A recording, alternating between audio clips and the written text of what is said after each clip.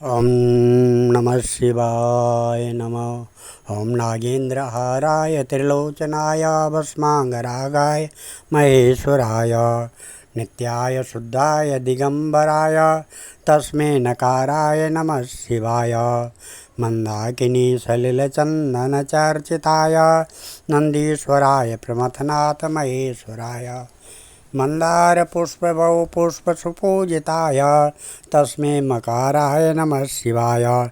शिवाय गौरी बदनाब्जबिंद सूर्याय दक्षध्वरनाशकाय श्रीनीलकंठाय वृषभध्वजाय तस्मै श्रीकाराय नमः शिवाय। वशिष्ठकुम्भोद्भव गौतमार्य मुनीन्द्रदेवार्चितशेखराय चंद्रार्क वैश्वानरलोचनाय तस्मै वकाराय नमः शिवाय।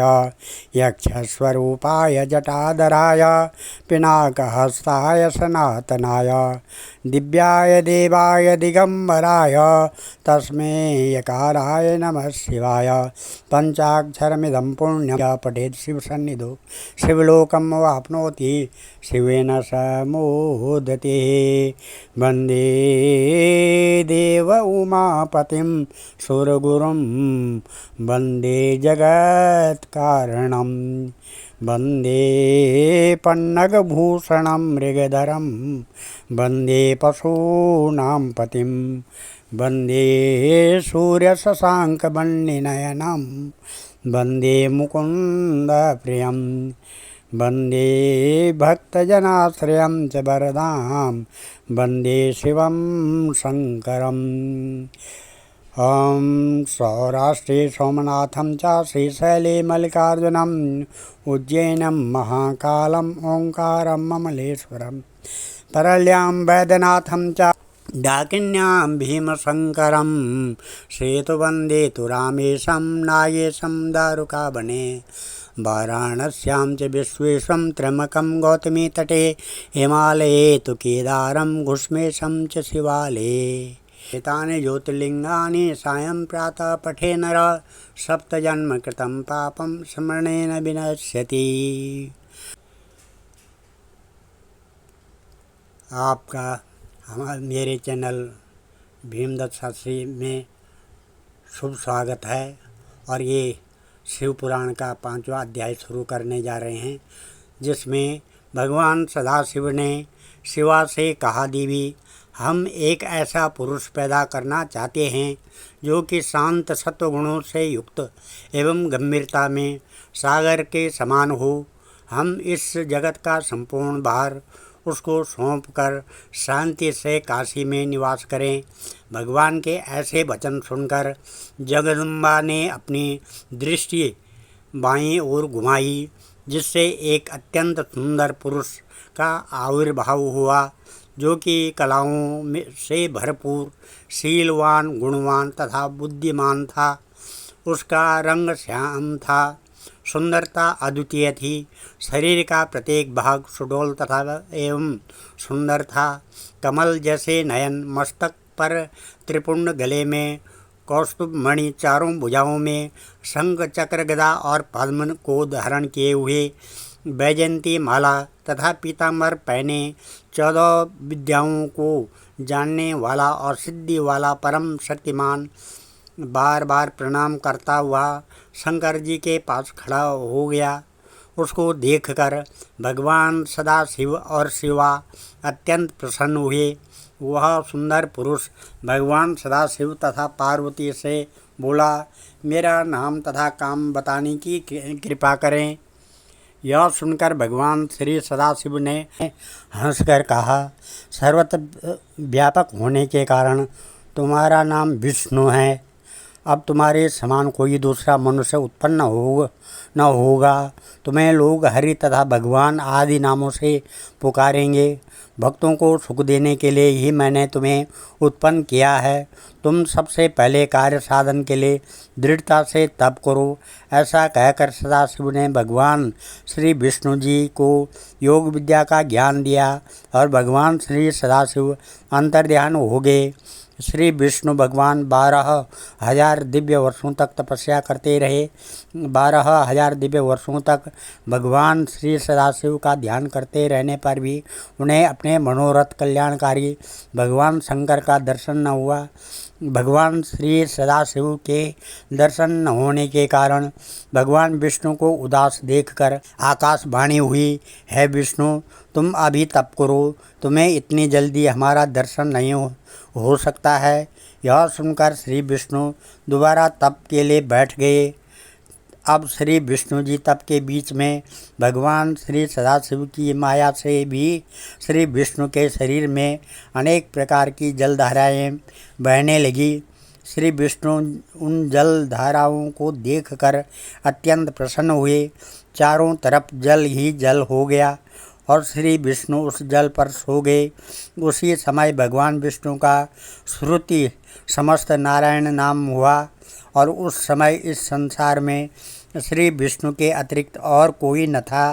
फिर भी विष्णु जी से सब तत्वों की उत्पत्ति हुई और उनका विस्तार हुआ। फिर प्रकृति की उत्पत्ति हुई। प्रकृति ने पहले महान उत्पन्न किया। महान से फिर 3 गुणों की उत्पत्ति हुई। फिर अहंकार उत्पन्न हुआ।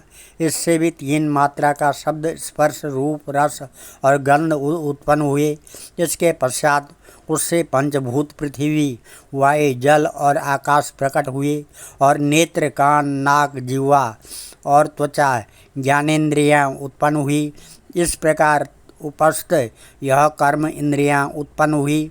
इस प्रकार पुरुष के बिना प्रकृति का यह सब जड़ रूप कार्य हुआ। यह सब तत्व 24 प्रकार के थे और यह सब ब्रह्म रूप जल पर सो रहे थे। भगवान विष्णु की निद्रावस्था में उनकी नाभि में से एक विशाल कमल उत्पन्न हुआ। इस कमल का विस्तार अनंत योजन का था और ऊंचाई भी अनंत योजन की थी।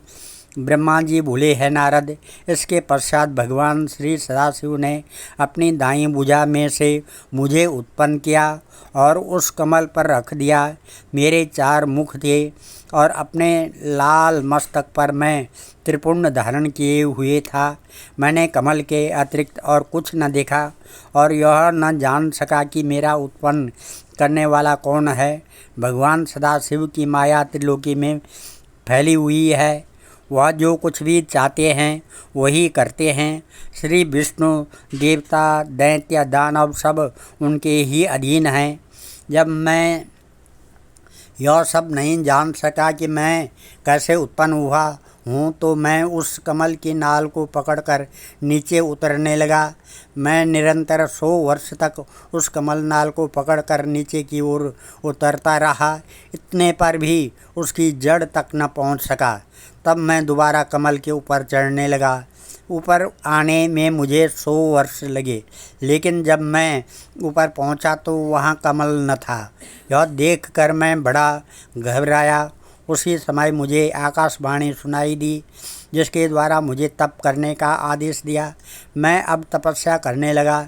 मैंने मंगलमयी आकाशवाणी के अनुसार 12 वर्ष उग्र तप किया। जिसके पश्चात मुझे 4 भुजाधारी सुंदर नेत्र वाले भगवान विष्णु के दर्शन हुए। श्री विष्णु जी को देखकर मैं बड़ा प्रसन्न हुआ, लेकिन भगवान श्री सदाशिव की माया से मोहित होकर अपने पिता को न जानकर उनसे पूछा, तुम कौन हो? मेरा यह प्रश्न सुनकर भगवान श्री विष्णु बोले, तुम निर्भय हो जाओ, मैं तुम्हारी संपूर्ण कामनाएं पूर्ण करूंगा। है नारद, उनकी बात सुनकर रजोगुण से विरोध मानकर मैंने उनसे कहा, क्या तुम यह नहीं जानते कि मैं सबके संहार का कारण हूँ? तुम मुझ पर ऐसे शासन कर रहे हो जैसे कि कोई अपने शिष्य पर करता है। मैं साक्षात जगत का कर्ता, प्रकृति का प्रवर्तक, सनातन, आज विष्णु से उत्पन्न होने वाला और विश्व की आत्मा ब्रह्मा हूँ। वेदों में मुझे स्वयंभू, स्वराट, परमेष्टा और श्रेष्ठ कहते हैं। ब्रह्मा जी बोले, नारद, जब मैंने ऐसा कहा तो भगवान श्री विष्णु क्रोध में भरकर मुझसे कहने लगे, इस प्रकार की मूर्खता की बातें आपके करने के योग्य नहीं हैं। सृष्टि को उत्पन्न करके पालन करने वाला मैं ही हूँ, फिर सबको नष्ट करने वाला भी मैं ही हूँ। निर्दोष नारायण जगन्नाथ मेरे ही नाम हैं। तुम मेरी माया के अधीन होकर ही ऐसा कर रहे हो, क्योंकि यह सारा संसार माया के अधीन है। मैंने ही वेदों को बनाया है और मैंने ही कमल नाल से तुमको उत्पन्न किया है। मुझसे उत्तम और श्रेष्ठ दूसरा और नहीं है। तुम अपने नाम पर इतना अहंकार न करो, अतएव सत्य बोलने के योग्य बातें बोलो। जिस प्रकार अंधा अपनी आँखों का निर्धन अपने धन का वर्णन करता है, उसी तरह तुम भी अपने नामों की बड़ाई कर रहे हो। यदि तुम मेरा पूजन न करोगे तो तुम्हारा कल्याण नहीं होगा। भगवान विष्णु की इस प्रकार की अहंकारपूर्ण बातें सुनकर मुझे हंसी आने लगी और इतना क्रोध आया कि मैं भगवान विष्णु को अपना शत्रु समझने लगा। मैंने उनसे कहा, आप मुझे बार बार गुरु की भांति उपदेश क्यों दे रहे हो? आप अपने आप को वेद पाठी कहते हैं, मगर मैं समझता हूँ कि आप वेदों का नाम तक भी नहीं जानते। आपका यह क्रोध सर्वथा व्यर्थ है। इस बात को लेकर मेरे और विष्णु जी के बीच बड़ा भारी शब्द युद्ध हुआ। भगवान सदाशिव की माया से मोहित होकर हम दोनों ही अपने आप को सर्वश्रेष्ठ मानते रहे। इसमें शंका और संदेह करने की कोई बात नहीं है, क्योंकि भगवान सदाशिव की माया ही ऐसी है। मैं आज इस कथा को यहीं पर विराम दे रहा हूँ। कल इस रुद्र संहिता सृष्टि खंड का 6वां अध्याय होगा। ब्रह्मा विष्णु का आपस में लड़ना और शंकर जी का ज्योति पुंज प्रकट होकर दोनों को समझाना, ये कल की कथा में आएगा। और इसको जानने के लिए, इसको सुनने के लिए आप मेरे इस चैनल को सब्सक्राइब करें, लाइक करें, अपने इष्ट मित्रों को में शेयर करें। और जो शिव पुराण को सुनता है उसकी सारी कामनाएं पूर्ण होती है, ग्रह उसके अनुकूल हो जाते हैं। और शिव जी का एक रुद्र है काल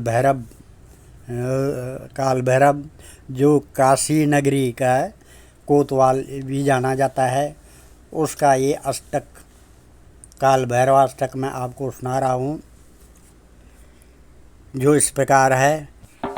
देवराज सेव्यमान पावनान्द्रि पंकजं व्याल यज्ञ सूत्रबिंदु शेखरं कृपाकरं नारदादि योग वृंद वंदितं दिगंबरं काशिकापुरादिनाथ काल भैरवं भजे भानुकोटि भास्वरं भवाब्दितारकं परं नीलकंठमेक्षतार्थदायकं त्रिलोचनं काल अम्बुजाक्ष अक्षशूल अक्षरं काशिकापुरादिनाथ काल भैरवं भजे शूलटंक पाशदंड पाणिमादि कारणं श्यामकायमादिदेव अक्षरं निरामयं भीम विक्रमं प्रभुं विचित्रतांडव प्रियं काशिकापुरादिनाथ काल भैरवं भजे भुक्तिमुक्तिदायकं प्रशस्यचारु विग्रहं भक्तवत्सलं स्थितं समस्तलोकविग्रहं विनिक्वणन्वनोज्ञ हेमकिङ्कणीलसत्कटिं काशिकापुरादिनाथ कालभैरवं भजे धर्मसेतुपालकं त्वधर्ममार्गनाशकं कर्मपाशमोचकं सुशर्मदायकं विभुं स्वर्णवर्णशेषपाशशोभिताङ्गमण्डलं काशिकापुरादिनाथ कालभैरवं भजे रत्नपादुका प्रभाभिरामपादयुग्मकं नित्यमद्वितीयम् इष्टदैवतं निरञ्जनं मृत्युदर्पणासनं करालदृष्टमोक्षणं काशिकापुरादिनाथ कालभैरवं भजे अट्टहासभिन्नपद्मजाण्डकोशसन्ततिं दृष्टिपातनष्टपापजाल उग्रशासनम् अष्टसिद्धिदायकं कपालमालिकन्धरं काशिकापुरादिनाथ कालभैरवं भजे भूतसंगनायकं विशालकीर्तिदायकं काशीवासलोकपुण्यपापशोधकं विभुं नीतिमार्गकोविदं पुरातनं जगत्पतिं काशिकापुरादिनाथ कालभैरवं भजे। कालभैरवाष्टकं पठन्ति ये मनोहरं ज्ञानमुक्तिसाधनं विचित्रपुण्यवर्धनं शोकमोहदैत्यलोभकोपतापनाशनं प्रयान्ति कालभैरवान्द्रि सन्निधिं नरा ध्रुवम्। ॐ नमः। सर्वे भवन्तु सुखिनः, सर्वे सन्तु निरामया, सर्वे भद्राणि पश्यन्तु, मा कश्चित् दुःखभाग् भवेत्।